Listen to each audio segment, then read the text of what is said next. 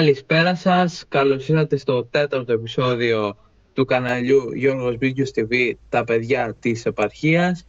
Στην παρουσίαση Κωνσταντίνος για τα νέα του Όφη, Βασίλης για τα νέα της ΑΕΛ και Δημήτρης για τα νέα του Πανσεραϊκού. Πολύ ωραία. Σήμερα θα μιλήσουμε για τα νέα, εκτός από τα νέα των ομάδων μας, και για Ευρώπη, για το Conference League και το Champions League, και θα σχολιάσουμε τα παιχνίδια του Παναθηναϊκού, του Άρη και της ΑΕΚ. Οπότε θα δώσω το λόγο στον Δημήτρη για τα νέα του Πανσεραϊκού.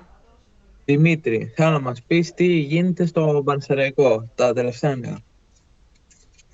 Έτσι πως φαίνεται, σιγά σιγά τελειώνουν μεταγραφές. Τώρα πρόσφατα δεν έχει ανακοινωθεί κάποιο όνομα τέλος πάντων για το Πανσεραϊκό. Παίξαμε και ένα φιλικό με μια αρκετά μεγάλη ομάδα της Αλβανίας, τα Τιράνα, που είχε βγει και προκριματικά Champions League, αλλά υπήρξε και στο Conference League. Ισοπαλία βγήκε 2-2. Ωραία. Και αυτό δίνει πολύ μεγάλες ελπίδες στο Πανσεραϊκό, ότι φέτος θα τα πάει καλά, ότι δείχνει ότι μπορεί να τα βάλει με ομάδες που βγαίνουν Ευρώπη, έστω και στις χαμηλές κατηγορίες της Ευρώπης. Ναι. Το Πανσεραϊκό γενικά, εσύ θέλω να μου κάνεις μια πρόβλεψη. Τι πιστεύεις ότι θα τερματίσει φέτος τα λιοντάρια? Εγώ πιστεύω πλέον για ένα μακρινό 7, 7η θέση. Υπάρχει ελπίδα και για 6η θέση, αλλά αργότερα δεν βλέπω κάτι πιο σπουδαίο. Ναι. Προσωπικά. Καλή τύχη ευχόμαστε. Τίποτα άλλο από Πανσεραϊκό έχουμε? Όχι, αυτή τη στιγμή δεν έχει ανακοινωθεί κάτι. Όχι, δεν. Πολύ ωραία. Από το Πανσεραϊκό μεταφερόμαστε στα νέα της ΑΕΛ και το Βασίλη Παγουλάτο. Βασίλη, θέλω να μας πεις τα τελευταία νέα της ΑΕΛ. Λοιπόν, η ΑΕΛ πρώτα απ' όλα το Σάββατο έφυγε από το Λεμαΐδα και γύρισε στη Λάρισα για να συνεχίσει εδώ πέρα την προετοιμασία της. Είχε δύο αποχωρήσεις παικτών, του Γιαξή και του Περντρέου. Ανακοίνωσε τώρα 3 μεταγραφές, μάλιστα και μία πριν κάτι λεπτά. Πριν 3 μέρες ανακοίνωσε τον Γιάννη Ατανάσοφ, που επέγραψε για 2 χρόνια. Ωραία. Προχθές ανακοίνωσε τον Χρήστο Γιούση με μορφή δανεισμού από την Καρμιώτισσα για 1 χρόνο. Και πριν λίγα λεπτά τον Βασίλη Σουρλή για 1 χρόνο. Πολύ ωραία. Φιλικά της ΑΕΛ έχουμε? Ναι, έχουμε. Σήμερα σε 1 ώρα παίζει ΑΕΛ Πανετολικός στο Αρένα. Πολύ ωραία. Αυτό είναι το ένα φιλικό. Τώρα δεν έχω δει κάτι άλλο, οπότε πιστεύω νομίζω είναι το τελευταίο φιλικό. Ωραία. Κάνα άλλο νέο από την ΑΕΛ έχουμε? Τίποτα, κάτι χορηγούς, κάτι... Δεν νομίζω να είναι απαραίτητα να τα πω αυτά. Μάλιστα, εντάξει. Και πάμε λοιπόν και στα νέα του Όφη, όπου ο Όφη έχει δώσει ήδη 2 φιλικά, το ένα με την Ντόρντεχ, το άλλο με την Τεχάγ. Με την Ντόρντεχ έληξε 2-1 το παιχνίδι υπέρ των Ολλανδών και με την Τεχάγ είχαμε ισοπαλία. Από τα 2 φιλικά που είδα εγώ προσωπικά από τον Όφη, θα πω ότι ήταν μια πολύ καλή εικόνα. Είδα πολύ θετικά στοιχεία, ιδιαίτερα από τον Κοντέκα, αν λέω σωστά το όνομά του, ο οποίος έρχεται από τις Ακαδημίες του Όφη, είναι 16 χρονών και έχει μέλλον. Ο Νίκος Νταμπίζας μάλιστα τον έπιασε τέλος πάντων και του έλεγε τι να κάνει μέσα στο γήπεδο και ελπίζω να μας βγει, δηλαδή να πουληθεί, να πιάσει, να πουλήσει τέλος πάντων.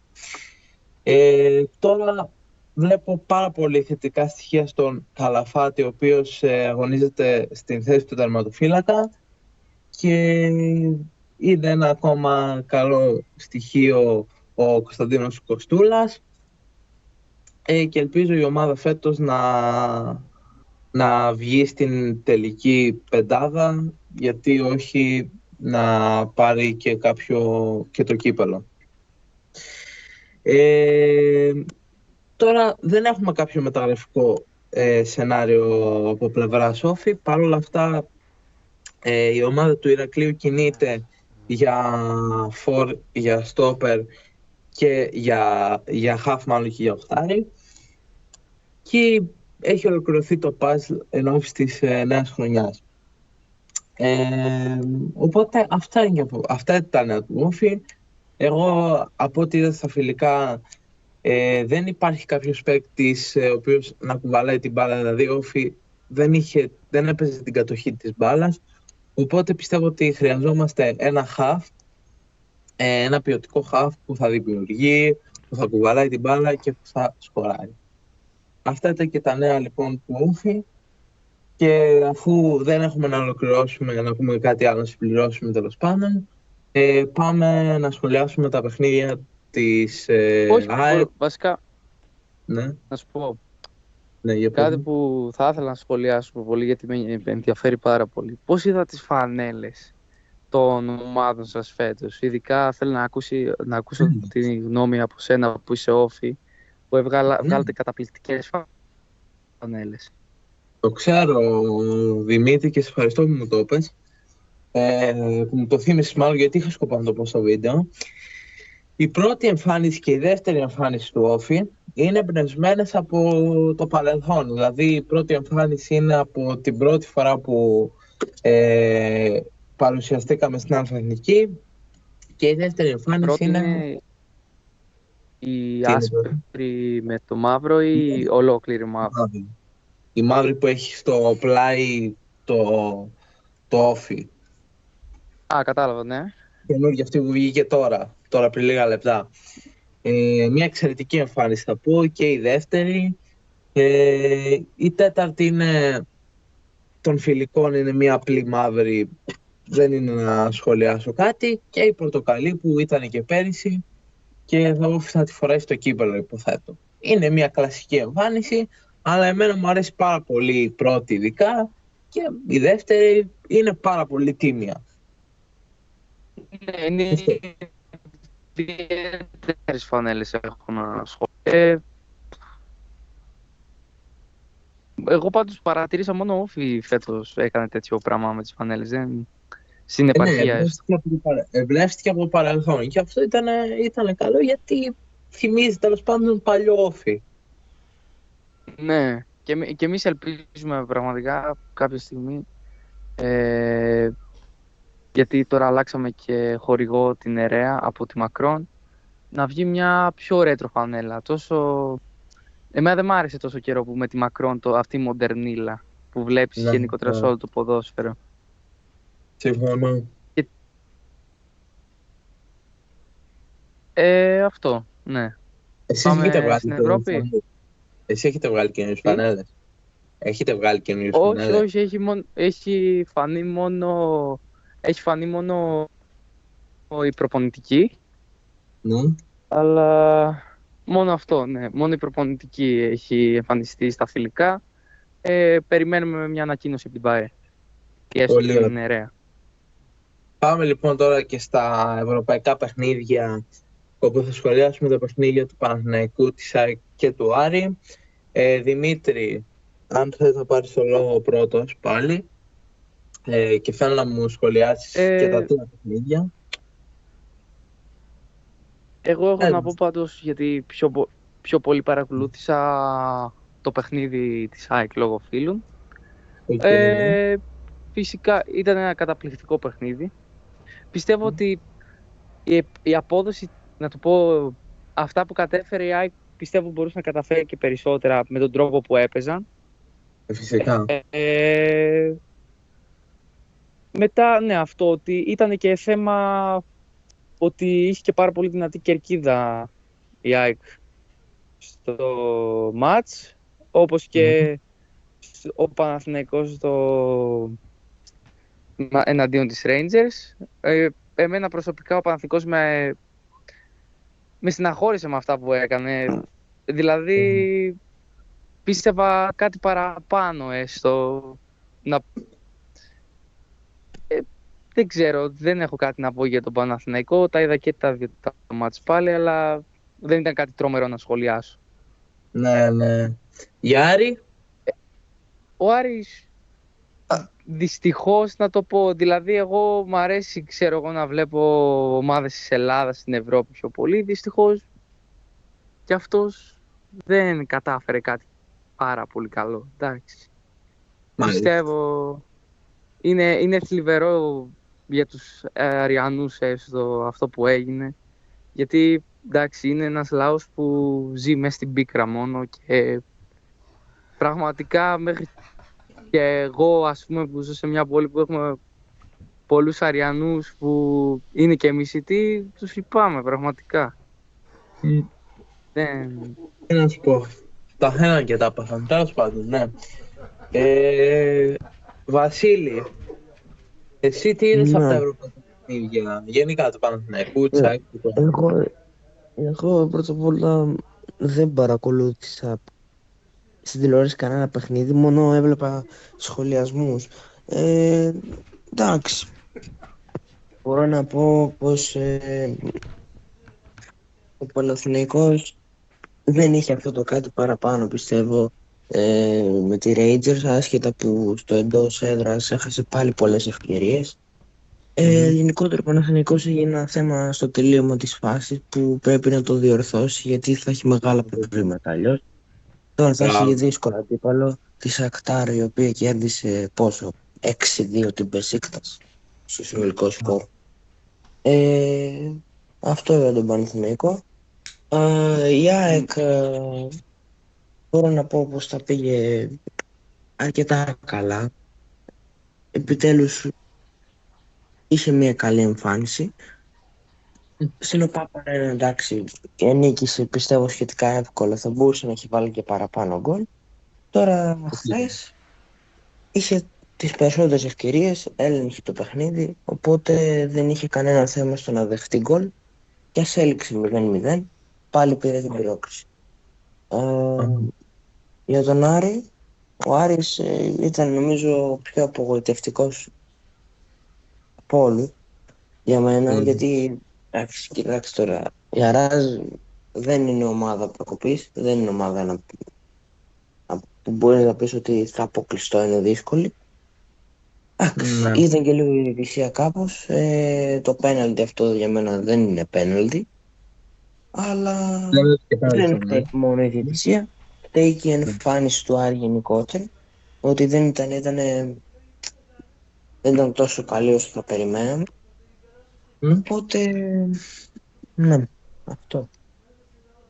Ωραία. Εγώ είδα από τον Παναθηναϊκό, γιατί το είδα το συγκεκριμένο παιχνίδι, είδα από τον Παναθηναϊκό να χάνει ανεπάλληλες ευκαιρίες, δηλαδή θα μπορούσε να έχει στείλει, να έχει πάρει και το παιχνίδι, να έχει πάρει και την πρόκληση, αλλά έχασε πάρα πολλές ευκαιρίες και δεν καταλαβαίνω, για ακόμα ένα παιχνίδι ο Τετέ είναι έξω και δεν καταλαβαίνω το γιατί είναι έξω ο Τετέ. Τέλος πάντων, πραγματικά, γιατί είναι έξω ο Τετέ? Δηλαδή έχεις τον Μπελίστρι μέσα που είδες τι έκανε στο προηγούμενο παιχνίδι και εξακολουθείς να τον βάζεις. Δηλαδή... εντάξει, κάπου πρέπει να αφήσει να σταματήσει. Δηλαδή, εγώ άμα ήμουν Παναθηναϊκός προσωπικά δεν θα άντεχα αυτά τα πράγματα. Βέβαια. Τέλος πάντων. Γιατί... Και... Πες. έχεις λέω τον ΤΕ έξω, έχεις ένα φόρ τον Ιωαννίδη να μην κάνει τίποτα στην ουσία, έχεις ένα Κότσιρα που να προσπαθεί αλλά να μην μπορεί, το παιδί δίνει αγώνα τέλος πάντων και δεν καταλαβαίνω γιατί δεν βάζει τον ΤΕ μέσα, ο οποίος είναι πάρα πολύ καλός με την μπάλα στα πόδια, μπορεί να δημιουργήσει, μπορεί να σκοράρει, δεν ξέρω γιατί τον έχεις έξω. Ο ΤΕ Ναι, το ανέδειξε πάρα πολύ την προηγούμενη. Ναι, το ανέδειξε κιόλας πάρα πολύ πέρσι ότι είναι ένας πολύ καλός παίχτης που δημιουργεί ευκαιρίες, που ζει στο παιχνίδι. Δηλαδή τον βλέπεις και λες αυτός ο άνθρωπος δεν είναι για Ελλάδα. Προσωπικά για μένα ο ΤΕ είναι ένας πολύ καλός παίχτης. Ναι, φυσικά. Αξίζει πάρα πολλά περισσότερα. Ναι. Τέλος πάντων, ο Παναθηναϊκός δεν παίρνει την πρόκριση. Εγώ είδα μία ΑΕΚ, τώρα που θα πάω στο παιχνίδι της ΑΕΚ, είδα μία ΑΕΚ η οποία να μην μπορεί να τελειώσει τις φάσεις και πιστεύω θα έχει πρόβλημα στο πρωτάθλημα και στη συνέχεια στην Ευρώπη αν συνεχίσει σε αυτό το μοτίβο. Γιατί, έχασε πάρα πολλές ευκαιρίες η ΑΕΚ και η ΑΕΚ μάλλον. Και όπως είπα και πριν, αν δεν διορθωθεί κάτι, αν δεν έρθει ένας επιθετικός, γιατί ο Πιερό επιθετικός δεν είναι, αν δεν έρθει ένας επιθετικός, η ΑΕΚ θα παίζει με 10 παίκτες. Η αλήθεια είναι ότι ο Πιερό από τη μεταγραφή της χρονιάς που ήταν πέρυσι για την ΑΕΚ που έλεγαν όλοι αυτός είναι τάγκ και θα θερήσει κόσμο, είναι πολύ δυνατός παίχτης. Στην τελική βγαίνει ένα φόρ που δεν λειτουργεί με την ομάδα. Δεν παίζει μπάλα με την ομάδα. Παίζει μόνος του μπάλα. Αυτό. Και δυστυχώς να σου πω λίγο, Δημήτρη, ότι οι ποδοσφαιριστές που για να έχεις ένα τέτοιο φόρ πρέπει να έχεις πίσω σου στα half ποδοσφαιριστές οι οποίοι μπορούν να κουβαλήσουν την μπάλα, να κάνουν τρίπλα, να βγάλουν σέντρα. Που είναι πολύ ενεργοί. Ναι, ο επιθετικός να πάρει την μπάλα και απλά να τη στείλει στα δίχτυα, να μην κάνει τίποτα άλλο. Αυτό, άμα έχει τέτοιο στυλ επιθετικό. Ο Πιερό λοιπόν για την Πιερό θα δουλέψει. Ναι. Εγώ πιστεύω ότι ο Σέρβος ο Σέρβος προπονητής της ΑΕΚ προσπαθεί να διορθώσει ό,τι διορθώνεται αυτή τη στιγμή, γιατί δεν πιστεύω να δούμε κάποια ακόμα μεταγραφή μετά το Ρωμάνο που πήρανε, που είναι ένας πολύ καλός παίχτης από ό,τι έχω διαβάσει. Ναι. Ναι, μαζεύει τα ασημάζευτα ο Σέρβος αυτή τη στιγμή. Εντάξει, έχει φτιάξει ένα πολύ δυνατό κέντρο, να λέμε τις αλήθειες, αλλά η επίθεση δεν ανταποκρίνει σε αυτό το κέντρο. Επίσης, εγώ θεωρώ ότι η ΑΕΚ αυτή τη στιγμή θέλει ένα επιθετικό με τα χαρακτηριστικά του Μπεντακόν, ας πούμε. Ένα φόρο το οποίο να πάρει την μπάλα, να σου κάνει μια ενέργεια, τέλος πάντων να είναι ενεργό. Να είναι πολύ ενεργός παίκτης, ναι, συμφωνώ απολύτως. Σαν το Λιβάη Γκαρσία, ο οποίος έφυγε. Ναι. Ακριβώς. Ναι.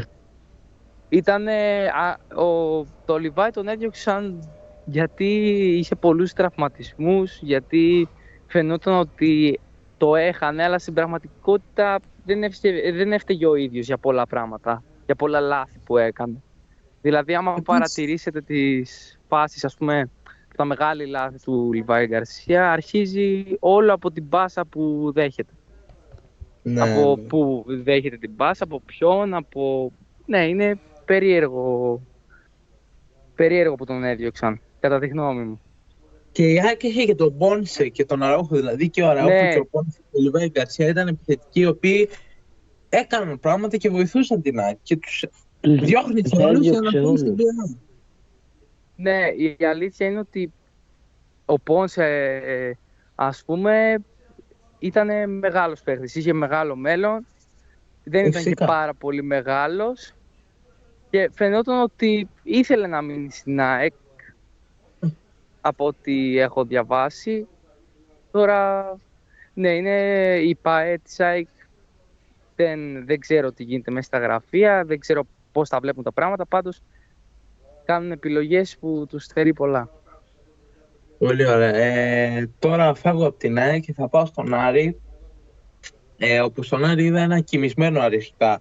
Και στα δύο παιχνίδια, ειδικά στο πρώτο ημίχρονο χθες, είδα ένα κοιμισμένο Άρη, και η Αράς αυτό το εκμεταλλεύτηκε. Βέβαια, θα πούμε την αλήθεια, το πέναλτι που κέρδισε η Αράς δεν ήταν πέναλτι.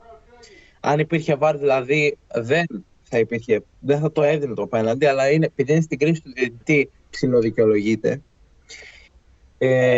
Επίσης, δεν έδωσε καθαρό πέναλτι στον Άρη, γιατί αυτό ήταν πέναλτι, ξεκάθαρα, έπρεπε να δοθεί. Αλλά δεν φταίει πάντα η διαιτησία όταν δεν κάνεις ένα καλό παιχνίδι γενικά. Δηλαδή ο Άρης, δεν αδικήθηκε, αλλά δεν έκανε και καλό παιχνίδι. Δηλαδή προσπάθησε και μείωσε. Δηλαδή με το που πήρε κόκκινη Άρας, ανέβασε στροφές και μείωσε και ισοφάρισε κιόλας και προσπάθησε τέλος πάντων να στείλει το παιχνίδι στην παράταση. Αλλά εγώ θα πω ότι έκανε πάρα πολλά λάθη ανασταλτικά. Θα μπορούσε να το βάλει νωρίτερα. Άμα ήταν πιο αποτελεσματική η ομάδα του Άρη, θα μπορούσε να το είχε βάλει και νωρίτερα το γκολ και να έστελνε το μάτι στην παράταση. Πραγματικά γινόμαστε λίγο ρεζίλοι σαν Ελλάδα με αυτό το πράγμα. Τι τώρα, σαν Ελλάδα, πραγματικά. Όταν ο πέμπτος του πρωταθλήματός σου χάνει από μια ομάδα σήμαντη, πραγματικά, χωρίς να προσπαθήσω να τη στοχοποιήσω, είναι μια σήμαντη ομάδα που ποτέ δεν θα ακούσεις η Αράς είναι δύσκολο παιχνίδι, όπως είχες πει πριν. Και Δημήτρη, μην ξεχνάς ότι ο Άρης φέτος έχει κάνει μεταγραφάρες και δεν δικαιολογείται. Ναι, πραγματικά, δηλαδή ο Άρης πιστεύω ότι απλά ήταν μια κοιμισμένη ομάδα που στην αρχή δεν προσπάθησε ιδιαίτερο. Εντάξει, πιστεύω ότι μπήκανε με πολύ αέρα στο μυαλό, ότι το έχουν πάνω τους, γιατί έπαιζε ένα παιχνίδι που παίζεις στα φιλικά, δεν παίζεις σε ευρωπαϊκό μάτς πρόκρισης, ειδικά για μια ομάδα σαν τον Άρη. Η Αράς, να σκεφτείτε ένα στατιστικό που δεν έχει πολύ σημασία, αλλά εντάξει, περισσότερες ομάδες ελληνικές κοστίζουν πιο πολύ, ας πούμε, από την Αράς, παιδιά. Δηλαδή, ναι, πόσο κοστίζει η Αράς, 10 εκατομμύρια? 9,18 αν θυμάμαι καλά. Σαν μια απλή επαρχιακή ομάδα. Ακριβώς. Δηλαδή είναι σαν να χάνει τη Λιβαδιά ουσιαστικά ο Άρης. Είναι επίπεδο Β', εγώ μου πω ότι είναι επίπεδο Β' εθνικής, δηλαδή, γιατί εντάξει, πραγματικά. Εγώ πιστεύω ότι με αυτά που είδαμε η Καλαμάτα παίζει καλύτερο ποδόσφαιρο από τον Άρη. Ναι, πραγματικά. Αυτό που είδαμε από τον Άρη, δηλαδή δίνει ελπίδες και σημάδες της ομάδας επαρχίας, ναι, να ονειρεύομαστε το διπλό. Άμα πηγαίνουμε εμείς εκεί θα πανηγυρίζαμε τώρα, όποια ομάδα και να ήταν. Δηλαδή δεν νομίζω να χάνε κάποιος από την Αράζ. Τέλος πάντων, τι να κάνουμε, ο Άρης εκτός Ευρώπης. Και μάλιστα η Ελλάδα είναι από τους top 15 η μοναδική ομάδα, η μοναδική χώρα η οποία χάνει τέτοιο. Τι χάνει? Έχασε μια ομάδα. Προγραμματικά, ναι. Μην ξεχνάς ότι ο Άρης χάνει για έκτη σερί χρονιά από ευρωπαϊκό. Συγγνώμη, μισό να διακόψω. Εγώ πρέπει να αποχωρήσω. Μα θα τελειώσουμε τους άλλους, εντάξει, Δημήτρη, και το κοινό και ναι, αντίο. Αυτά είναι τα νέα του Πασαραϊκού από μένα. Καλή συνέχεια. Οκ. Βασίλη, έχεις κάτι άλλο να προσθέσεις? Να προσθέσω, τι να προσθέσω. Τώρα 4 Αυγούστου γίνεται η κλήρωση για τα προκριματικά του κυπέλου. Για ομάδες που βγήκαν τη Super League 2, οι περσινές και νομίζω και οι φετινές, δεν ξέρω.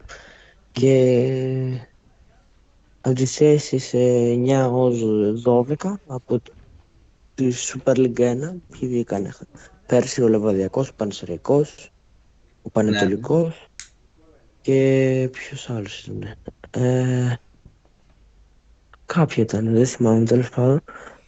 Αυτά. Τέλος πάντων, στο κανάλι μας μπορείτε να κάνετε συμμετοχή δίνοντας 1 ευρώ ή 2 ή όσα θέλετε, τέλος πάντων. Ένα ακόμα επεισόδιο «Τα παιδιά της επαρχίας» φτάνει στο τέλος του. Στην παρουσίαση Κωνσταντίνος Πετρομιχελάκης.